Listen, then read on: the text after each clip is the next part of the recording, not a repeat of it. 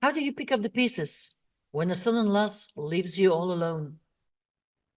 Join me as I share my personal journey of heartbreak, resilience, and rediscovering independence in the face of sudden death.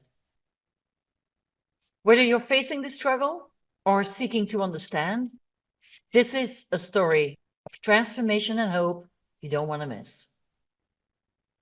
So the story started over 30 years ago when I met my life partner, and eventually we went to live together. About 6 months, 8 months before he passed away, I bought a farm in Belgium where we went to live together. And yes, my partner was quite a little bit older than me. That's also why I bought the farm on my name, and also because we were not married.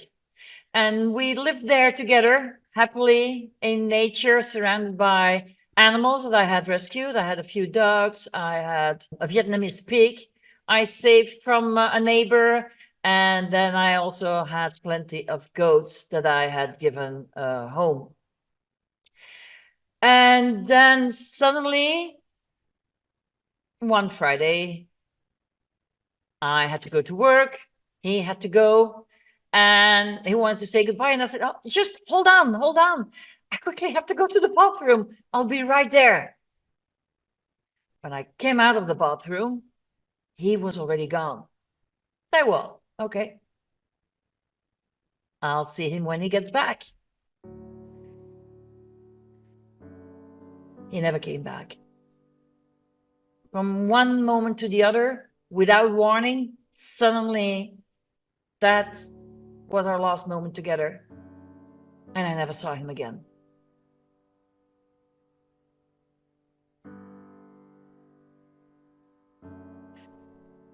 With sudden death, there is no time to prepare.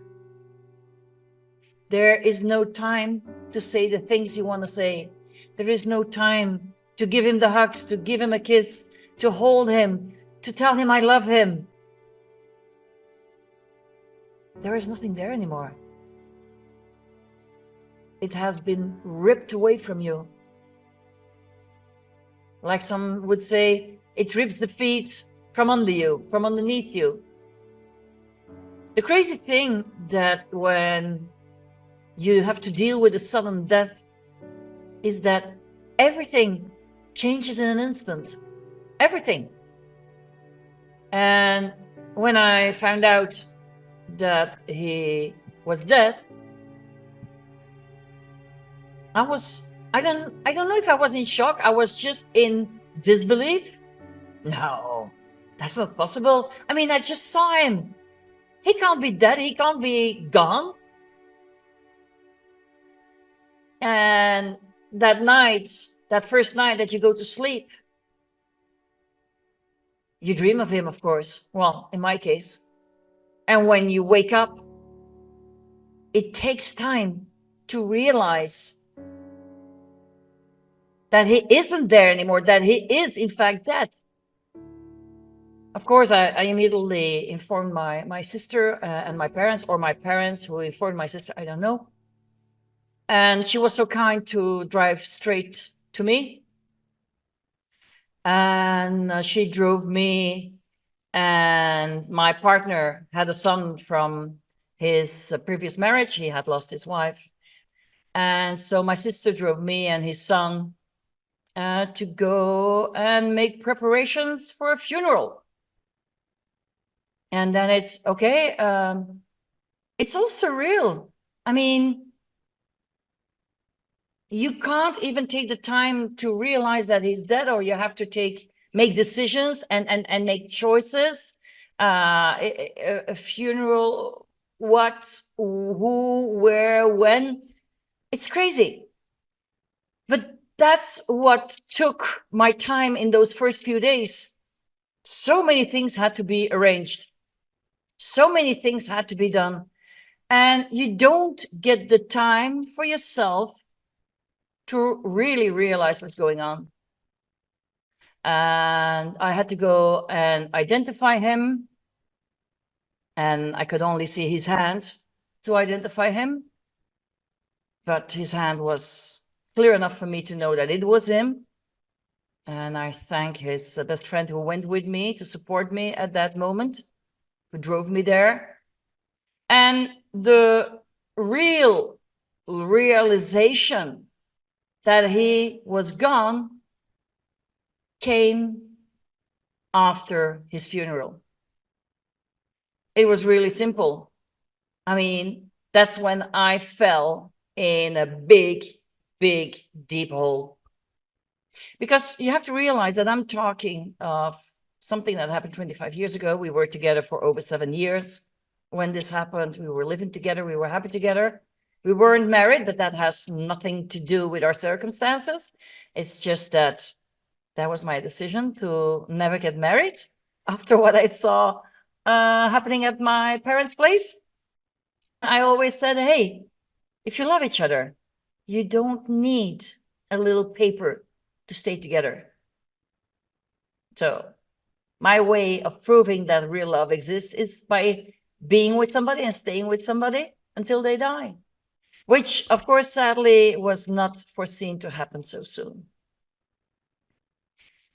And as I was saying, it was only after the funeral when suddenly there's nothing more to do, to organize. That's when I fell in a big, big hole. And that's also when I realized that people don't really know what to tell you. As I said before, I'm talking about 25 years ago. There was no Facebook, there was no social media. I didn't even have a mobile phone. We just had a regular phone in the house. And it was always the same, is people didn't really call. And without the social media, you don't have that support. And at that time, I wasn't the woman who would call somebody and ask for help. That's who I was back then. I wouldn't ask for help. I have changed meanwhile, but at that time, no, I couldn't do that. And I realized that people wouldn't call, people wouldn't come by. Also because I was living far away from my family and friends. I had moved to the other side of the country. And that's when the hardest time of my life happened. Because one moment you're living together, you're sharing everything together. I am there for the other. And you make decisions together. You do things together. Your life is not being on your own. Your life is to be together and do things together. And then suddenly you're all alone. And I must be honest, my way out at that time was to work. I couldn't leave my house. I wasn't able to leave my house, but I had bought that farm that needed renovations. So my therapy was I broke those walls in between the rooms. I broke the ceiling. I broke the floors out. I worked from morning till night. From morning till night until I couldn't anymore. I slept a few hours. I would dream of him again and again and again and again and again. And every day I just would work like crazy to make my body so tired that I didn't have to think. That was just to get through the day. I know that life has changed. Today we have social media. We share how we feel on social media. We tell on social media what has happened. And we get that instant support. So today it is totally different than 25 years ago. I do realize that for me, working all day, it was just to become numb to what I was feeling, numb to the emotions that were in me and that needed to come out. And in the end, they have to come out. If you want to get through this, those emotions have to come out. And yes, I went through a depression. I went through a deep depression. And in the beginning, I didn't see any reason even to stay alive, apart from the fact that I had these animals. And I can only thank these animals because they obliged me to take care of them. And I had 2 dogs at that time, Vita and Pinot, and they would bark in the morning if I wouldn't get out of my bed. They would bark and bark and bark in the house from beneath, looking up where I was sleeping and barking until I would get up and get down and feed them. It was their way of getting me out of bed and getting down and taking care of them. If it wasn't for them, probably I would have spent lots of day in bed trying to sleep, trying to not feel, trying to not be there, let's say, and not accept reality. And then over time, months went by, my body got really hurt by working so hard. I was very happy that my sister would let me come and work in her office. At that time, I was a lawyer, but I was really not up in the first few months. I was really not up in working again and going to plead again in front of the judges. So my sister worked in another law office, and she got me some work there where I would not have to go out in public, for which I'm really grateful for. And step by step, I had to get back into the new life. And what made a big difference for me is discovering how I was able to do things on my own and taking care of myself again. So if you've seen any of my other videos and you see how happy I am of living alone, that's not how it was all my life.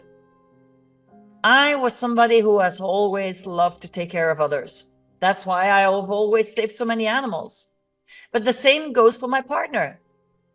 I know that, for example, if he would come home for lunch, if I knew that he was going to be home at 12:30, let's say this way, I would make sure that I'm home at 12 so I can prepare the meal. I would make sure that the house is clean. I would make sure that he would be taken care of. Although he didn't need taken care of, because, I mean, he had been alone for, I don't know, a few years since his wife died, taking care alone for his son. And he would do the laundry, he would do the cooking, he would do everything. But when we came together, I like to take care of others. I like to serve. That's who I am. And that was also something that suddenly fell away. He wasn't there for me to take care of. And I was shocked. It was about 6 months after his death. I was shocked to discover that suddenly I realized, I said, oh boy, I've always been taking care of the others instead of myself. And suddenly I realized, if I don't want to look at a television, well, back then I still had a television. I haven't had one in 11 years, 12 years. But back then, when he was alive and he would be looking at a movie or whatever, well, of course, he wanted me to be with him in the sofa. So I would be there, even if that movie was not of what I like to see. I would do that because I wanted to be with him. And then suddenly, after those 6 months, I realized, hey, I can do whatever I want to, whenever I want to. Now, please don't understand me wrong. He never asked me to do all the things I was doing for him. I just did it because that's who I was. I almost said that's who I am. And that's also true, but the road isn't straight anymore. But at that time, that was who I was. I wanted to please, I wanted to take care, I wanted to serve. And I discovered that I don't have to sit at a TV, look at a movie that I don't like. If I want to read a book, I can go up to my bedroom right now and read in bed. If I don't want to clean my house right now, I don't have to, because there's nobody else in the house but me and the dogs. I can eat what I want. I cannot eat if I want to. I don't have to cook today if I don't want to. I could even make a meal for the rest of the week and put it in the freezer. I suddenly discovered the beautiful sides of being alone. And that was such a contradiction with what my life had been up to then. It was such a contradiction. And for the last time, I'm going to repeat this. It had nothing to do with him. He never made me do anything. It was me who wanted to do those things because that's how I was. And now I was changing. I was discovering how lovely it can be when you're alone. How lovely it can be to have your own thoughts, take your own decisions. And this story is also a reason why I want to make videos about this subject of living alone, falling alone, and how to thrive on your own. Because I know what it is to live with somebody. And I also know how it is to not be able to say goodbye to somebody, to hold them, to say that you love them, to have your time to say goodbye. And I know how traumatizing that can be and how much you can feel alone at that moment, but not in a positive way. It's in a way that hurts. And we all need to do some grieving at that moment. And I want you to know that I am here to help you. So if you are going through a rough time right now, I want you to know that I'm here for you and that you can connect with me. And I would be happy to support you. We could have a little chat. We could have a little Zoom meeting. I know how hard it can be, but I also know that we can thrive on our own and survive such a loss and find happiness again, either on our own or with somebody else. I would love to read your comments under this video, and I will be happy to respond to them too. Now, if you want to know why today I am happy to live alone, check out this video. And I'll see you in the next one.